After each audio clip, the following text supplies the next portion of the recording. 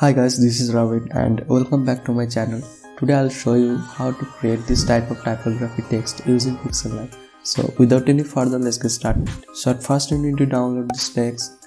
The name of this text is Kalona and install it on Pixellab. To do this, open your browser and search for Kalona text. Now click on the first site. Here you can find download button. After downloading the text, I'll open J.Java file manager. If you haven't this file manager, go through my link in the description below and download it. Now open the downloaded file inside of J.Java and extract this file. Now it's time to open Pixellab and go to font. Here select my fonts and here in the right side you can find the add text button. Now find the folder where you extract the text.